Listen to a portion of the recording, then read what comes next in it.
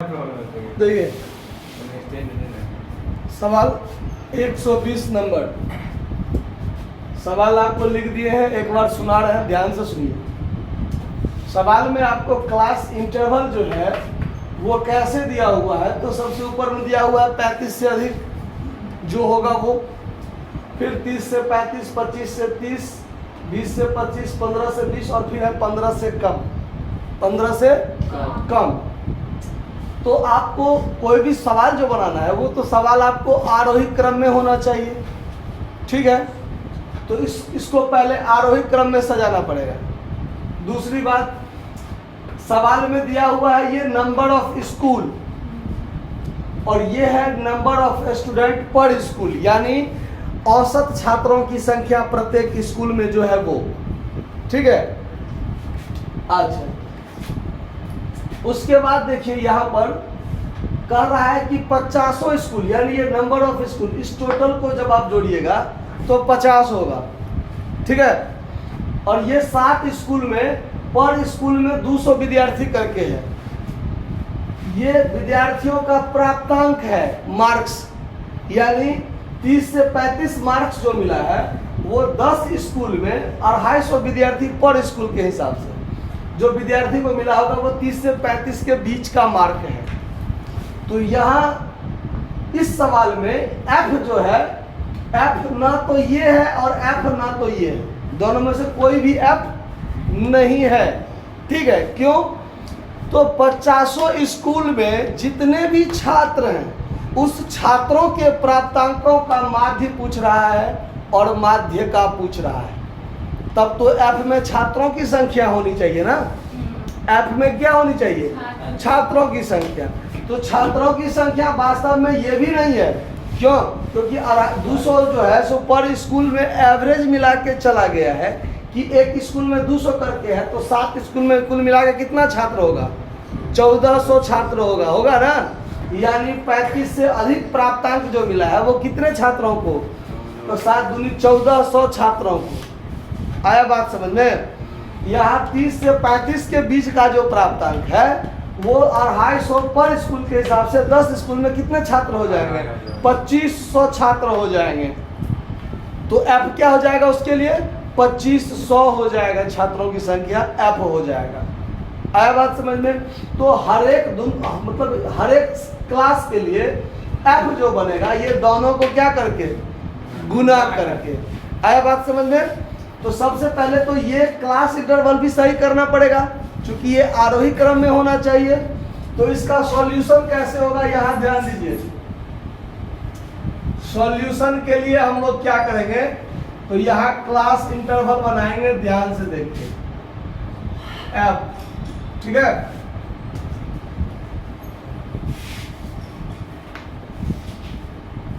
देखिए, तो सबसे पहले क्या लिखा गया? 15 से कम, तो 10 से 15 बनेगा ना, क्योंकि 5-5 का अंतराल है। तो ये हो जाएगा आपका 10 से 15 ये, और इसका F जो हो जाएगा वो कितना? 400। और देखिए से अधिक से कम हर एक में नहीं ना है, तो ये आपका CF नहीं बनेगा इसमें, क्योंकि एक को है ना ये, यानी 15 से कम वाला कितना? 400। उसके बाद तो ये 15 से 20, 20 से 25, 25 से 30, 30 से 35, स्पष्ट क्लियर है ना। अब फिर ये 35 से अधिक, यानी 35 से 40 जो बनेगा तो उसका एक होगा ना, डायरेक्ट 1400। तो कोई अगले में पिछला कोई शामिल वाली बात इसमें नहीं होगा। अब देखिए 15 से 20, इसका हो जाएगा 15 × 5 = 75, 750। 20 से 25, 9 दूनी 1800। 25 से 30, 4500। और फिर ये 30 से 35, 2500। और 35 से 40, 1400 बन गया। अब देखिए, अब सवाल में आपको कहता है माध्य निकालना और माध्य का निकालना। बहुलक कहता है कि माध्य का कहता है? बहुलक कहता है। चलिए इसको हम मिटा दीजिए, ये लिखिए। तो आपको यदि माध्य निकालना है तो उसके लिए M और F है, ये दो चीज चाहिए ना। चलिए तो m इसका निकालेंगे तो इसका m कितना हो जाएगा 12.5, 17.5, 22.5, दोनों को जोड़ के दूसरा भाग देंगे ना, 27 दे दिया। कितना दे दिए 27.5। अच्छा चलिए ठीक हो गया, ठीक है। अब ये कितना हो जाएगा 27.5, 32.5 और 37.5। कैलकुलेटर तैयार रखिए मोबाइल पर फटाफट। 5000। इसको गुना कीजिएगा तो क्या होगा 5000। 5000 होगा। ठीक, इसको गुना कीजिए कितना 13125। 13,125। खाली गलती नहीं कीजिएगा। 40,500। 40,500। 4500 गुने 27.5। 1,23,750। 1,23,750। 81,250। ठीक है। एक आदमी ऊपर से जोड़ते चलिए तत्काल, एक आदमी ऊपर से जोड़ते चलिए। इसको कितना हुआ गुना करके? जाओ की करी ओ हल्ला रे के इसको कितना होगा गुना करके? गुना कीजिए ना। 1400 गुने 37.5। 1400 52,500। कितना? 52,500। 52,500। अब इस टोटल को जोड़िए तो सिग्मा एफ एम, इस टोटल को जोड़िएगा तो सिग्मा एफ होगा कि नहीं होगा? तो माध्य बराबर सूत्र बनेगा सिग्मा एफ एम बट्टा सिग्मा एफ। तो इस टोटल को जोड़िए कितना होता है? एक आदमी इसको जोड़िए, जोड़ा गया। ये कितना?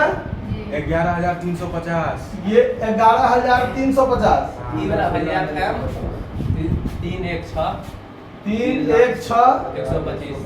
125 इतना ही हुआ है। 3,16,125। चलिए तो 3,16,125 बट्टा 11,350 भाग दीजिए, जो आएगा माध्य कितना आया? 27.85।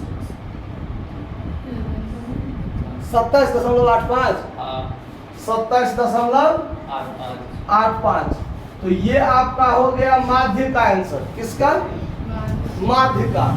अब देखिए ये हो गया फॉर माध्य। अब आपको क्या निकालना है? अब आपको निकालना है बहुलक। तो यहां से शुरू करते हैं। फॉर जेड का काम यहां से शुरू करते हैं, ध्यान दीजिए।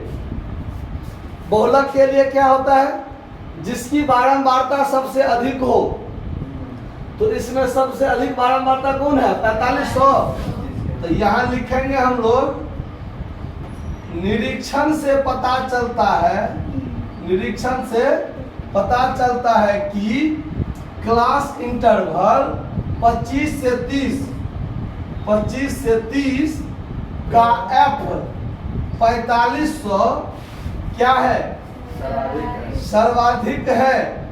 इसीलिए जेड क्लास बराबर जो होगा वो कितना होगा? 25 से 30। तो L1 बराबर क्या हो जाएगा? 25। I बराबर क्या होगा? F1 बराबर क्या होगा? F1 बराबर 4500। F0 बराबर 1800 और F2 बराबर 2500। यही ना? बस काम हो गया। अब चाहिए हम लोगों को Z बराबर सूत्र L1 plus F1 minus F0 बट्टा 2F1 minus F0 minus F2 और गुने I। L1 कितना था? L1 था आपका 25 प्लस 4500 माइनस 1800। 2F1 के जगह पर 4500 गुने 2 कर लेते हैं। 9,000 रुपया। 9,000 रुपया नहीं, ये तो विद्यार्थी की संख्या है ना। 9,000 माइनस 1800 माइनस 2500 और गुने आई 5। 2500 प्लस जा कहाँ से कहाँ लिखा जाता है। 2500 प्लस इसको घटाइए, क्या होगा 27, 2700 होगा। 2700 गुने 5 कर लीजिए ऊपर में, 9000 में से इसको घटाइए 4300, 4300 घटेगा तो क्या बचेगा 4700, यही ना बचेगा। ये 00 से ये 00 काट दीजिए, अब बचेगा आपका 25 प्लस 27 पंचे 135, अब भागा कितना 47, भाग दीजिए तब 25 प्लस 135 में 47 से भाग दीजिए 2.87, यानी बराबर में हो गया। यहां से आ जाते हैं यहाँ पर, बहुलक बराबर वास्तव में कितना 27.87,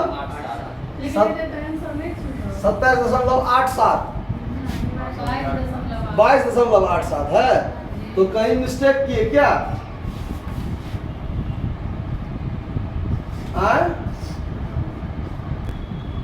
देखिए आपका प्रश्न सब कुछ सही बना है, किताब में आंसर जो आपका 22 दशमलव दिया हुआ है 87, वो आपका गलत है। क्यों गलत है? तो आप यहाँ ध्यान दीजिए, आपका जो L1 है, L1 ऑलरेडी 25 है। L1 कितना है 25, तो ये 22 दशमलव कुछ होने का तो सवाल ही पैदा नहीं होता है। इसका मतलब आपका आंसर क्या है, गलती है। आपका ये आंसर सही है, धन्यवाद। ये आपका सवाल बनकर तैयार हो गया। किसी को कोई दिक्कत, नोट कर लीजिए।